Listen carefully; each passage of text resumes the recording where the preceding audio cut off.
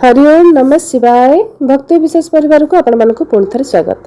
आज आम जाना बिना प्रतिष्ठा केउं ठाकुर मूर्ति पूजा करवा, केउं भगवान को विसर्जन करा जाए नहीं, घरे केउं मूर्ति रखी पूजा कले घर को अशांति आसी थाए, केउं केउं मूर्ति प्राण प्रतिष्ठा करा जाए नहीं एवं शालग्राम आनी आम पूजा करवा उचित कि। तो यह सब को लेकिन आज वीडियोटी प्रथम आम जाना घरे आम ठाकुर घर कहीं बनई था कहीं घर नकारात्मक शक्ति दूर हो पार एवं परिवार समस्त सदस्यंकर उन्नति हो पार। आपण घरे शालग्राम रखुचंदी कि शालग्राम को स्वयं श्री हरिंकर मान्यता दि जाए, तेणु घरे जदि शालग्राम रखुचंती ताहले एई सब नियम को निश्चित भाव में पालन करंतु। साधारणतः घरे कला रंग एवं धला रंगर शालग्राम रखी पूजा करा जाय थाए, किंतु जो नाली रंग एवं लोहित रंगर शालग्राम मिले ताकू घरे रखी पूजा करा जाए नहीं, यह केवल मंदिर मानकरे पूजा करा जाए। अति बड़ शालग्राम घरे केबे भी रखिबेनी, जेमिति ठाकुर विग्रह आमे माने बड़ आनले तार स्वतंत्र भाव में पूजा करिवार नियम रही, तो सही भली बड़ शालग्राम रखिले तार मध्य किछि विशेष नियम रही, जेमिति कि तार अभिषेक मध्य करबा को पड़िथाय। तेणु बड़ शालग्राम रखिबेनी एवं केउं शालग्राम रखिले भल सेटा मध्य मैं आपको कहि दउची। शालग्राम जदि आप रखुचंती गोलाकार प्लेन रहिथिबो सेही भली शालग्राम आप रखि परिबे, नाइ तो आ गुटी शालग्राम चक्राकार एवं पोको काटिथाय से शालग्राम को। तो ये दुईटी शालग्राम मध्यरु चक्राकार करी पोको काटिथिबा कला रंगर शालग्रामटी घरे रखिले बहुत ही भल होइथाय। किंतु मन रखि थांतु केवल गोटिए शालग्राम रखी घरे पूजा करिवे, नचेत जदि गोटिए आपण अधिक शालग्राम रखी पूजा करथांती माने करबा को चाहथांती ताहले अजुग्म संख्या रखिबे। जुग्म संख्या केबे भी रखिबेनी, अजुग्म संख्या जेमति कि 1 3 5 7 9 11 एही परि संख्या रखिके आपण पूजा कर परिबे, बुझि पाइले। किंतु शालग्रामकर प्राण प्रतिष्ठा करा जाए नहीं, जेहेतु से स्वयं श्रीहरि, तेणु जेतेबेले शालग्राम आणुछंती केवल तांकर अभिषेक कराइबे एवं पूजा करिवे। शालग्रामर मुह सबुबले पश्चिम को रखिबे, आपणक मुह जेमति कि पूर्व को रहिथिबो, किंतु प्रतिदिन तुलसी अर्पण करिवे। शालग्राम को केबे भी शून्य मस्तक कराइबेनी, प्रतिदिन तांको स्नान कराइबे।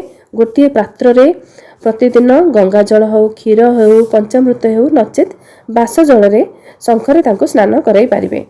ओम नमो भगवते वासुदेवाय एही मंत्र पाठ करके आपण स्नान कराइबे। एबे चलंतु जानिबा शालग्राम रे केउ फूल आपण अर्पण करिवे।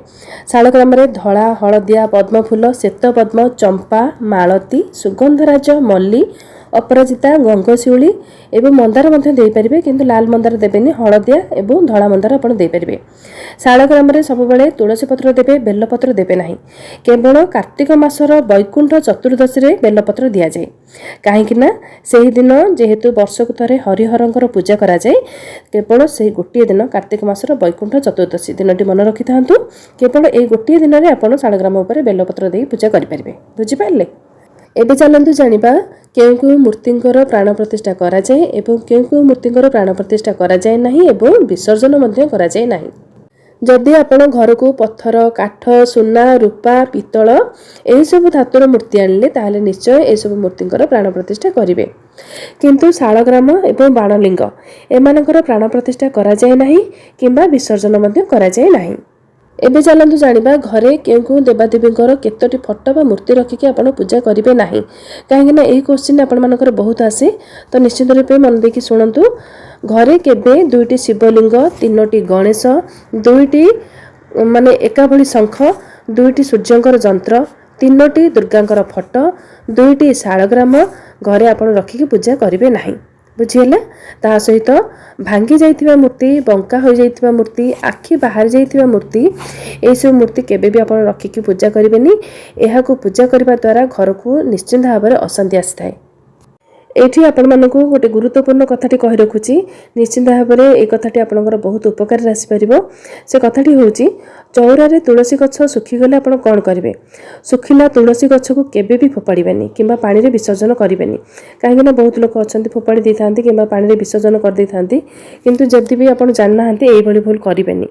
आपण ताकू घोरिकी से जो तुलसी काठीर तार चेर हैला, तो सेही जो चंदन पेड़ा रे घोरिकी से जो चंदनटी तुलसी माने हरिचंदन से कहती तो सही चंदन को आप प्रभु श्रीराम प्रभु जगन्नाथ नारायण गोपाल एमती सब देवादेवी को आप अर्पण करें। केवल गणेश एवं भैरव को छाड़देले आ समस्त देवादेवी को तुलसी घोरा चंदन अर्पण करें। प्रभु को यह अत्यंत प्रिय होता है। ता छड़ा ये स्क्रीन में आप देखिपे तुलसी काठी को संजरे मिसई और से घी दे एकादशी दिन प्रभु नारायण के उद्देश्य आप अर्पण करें। केवल सेतिक नुहे आप सुखी जाइथिबा तुलसी काठी को जदि घरे कौन होम कर जो सुखी जाइथिबा तुलसी काठी को से होम आप पकाउछंती ताहा मध्य अत्यंत शुभफल प्रदान करिथाय। एवं पितृपुरुषों उद्देश्य श्राद्ध पिंडदान समय तुलसी काठी को घोरी पितृपुरुषों को अर्पण करने द्वारा पितृपुरुष वैकुंठ प्राप्ति होता।